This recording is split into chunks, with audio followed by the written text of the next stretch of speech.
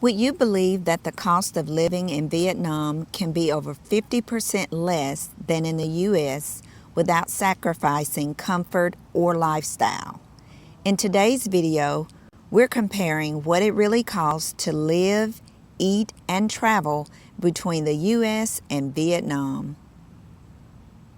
So today, we're comparing our $2,500 a month budget versus what we left behind in America.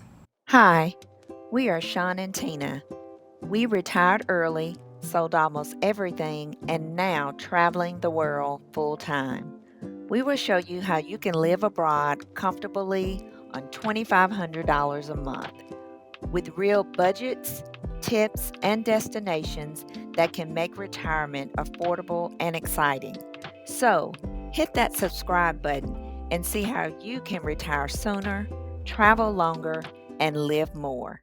We get asked all the time, why Vietnam? And for us, it was really more of a matter of comfort because we traveled to Vietnam last year with my employer. We were familiar with Vietnam, so we understood kind of, what was involved in going to Vietnam. And then also, by being there for that time, working with my previous employer, we were able to understand some of the costs that were associated with living in Vietnam. So we kind of felt like this would be a good place for us to start.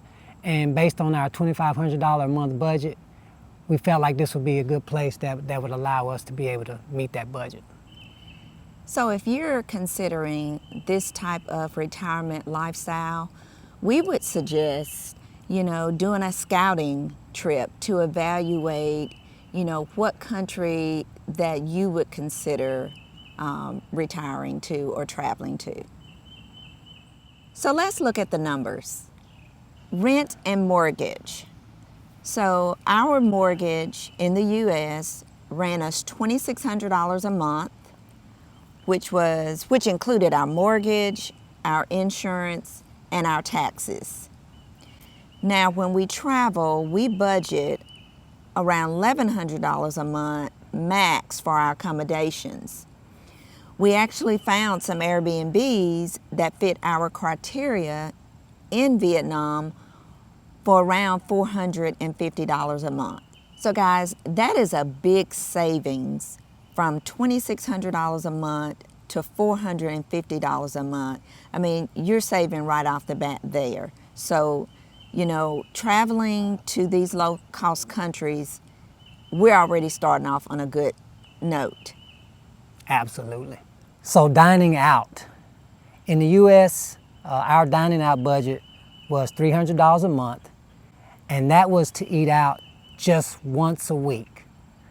Now in Vietnam, the cost we saw was $294.65, and that cost covered eating out at least once a day and occasionally grabbing a smoothie or some coffee. So you can see where the disparity is between the costs.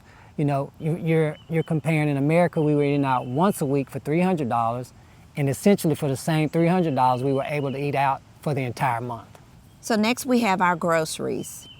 In the U.S., we budgeted $1,000 a month for groceries. This budget covered food costs for meals that we would prepare at home 5 times a week.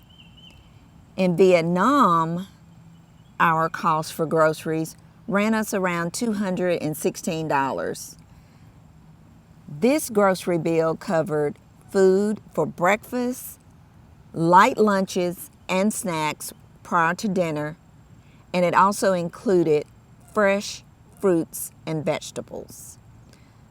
There we go, once again, with the costs in the U.S. compared to the costs in Vietnam on food. Guys, you just can't beat this. So next we have transportation. In the U.S., our budget was $1,100 a month. This included a lease car payment, auto insurance, and fuel for the month for our vehicles. In Vietnam, our budget was $56.92 because we primarily focus on locations that are walkable transportation costs are significantly lower. And also, you know, I know it was a big difference between the budget in U.S. and Vietnam, but you have to realize we sold everything. Right. So when you on the road traveling full time, you do not have the costs that are associated when it comes to your transportation that we had in the U.S. Next, we have health care. And our costs in the U.S. for health care ran us $220 a month.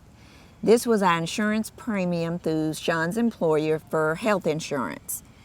In Vietnam, we spent $290.08, and this would include our cost for travel insurance, which is provided by Safety Wing. So if you are interested in the travel insurance that we use, we do have a link in our description on Safety Wing. In one of our previous videos, we did share with you all our out-of-pocket costs that we spent on some medical needs that we had, which was eyeglasses and our teeth cleaning. Right. So if you have a time, just check out that video. Really helpful information there. And also, this was something that we paid out of pocket. We did not file this on our insurance or use any insurance because of the low cost. Right. And then finally, we have cell service. In the U.S., we had a U.S.-based service provider with unlimited talk, text, and data, and that ran us about $220 a month. In Vietnam, our cost was $15.65. That was the cost of an eSIM on our unlocked iPhones for usage in Vietnam. The eSIM and the unlocked phone allows us to keep our US-based number through Google Voice. So the cost comparison from a retiree standpoint shows why Vietnam should be considered as a retirement destination. So what surprised us the most about Vietnam, it was the cost of living across the board when it came to our expectations. This included the cost of our accommodations, the cost of our food, the cost of our cell phone, and transportation. Yeah, and I mean, obviously, when you look at the chart, the two that jump out to me are the accommodations and the transportation. I'm sure those of you who haven't retired yet and are still at home, you can relate to that mortgage price and those expenses that are related to transportation at home. So, ask yourself the question, is Vietnam right for you? You know, as a retiree looking to stretch their savings, we feel like this would be a great place for you. I mean, it worked out great for us. Right. We are, for the ones of you that don't know, we are on a $2,500 budget a month. So for us, it really helped us to, with that amount of money, we could live very comfortably in Vietnam. Looking at it, the U.S., we budgeted around $5,400 a month versus Vietnam, our actual spending was less than $2,000 a month. So it's pretty obvious that the costs are favorable for those of us who are on a budget. And also, we do want to point out, and I'm not sure if we did early on, that this amount of money that we spend in the U.S., we did not include our utilities on there. Right. Because we didn't have anything to kind of compare it to in Vietnam. Because everywhere that we stayed at our Airbnbs, we did not have to incur an additional water or electrical bill. So maybe in the future we'll have that for you, but right now, this is what we have.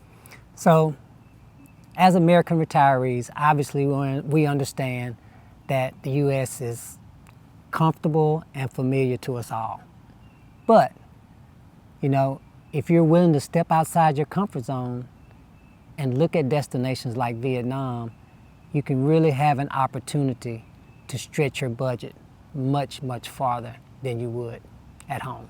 So, would you consider Vietnam as a country to travel abroad? Let us know in the comments.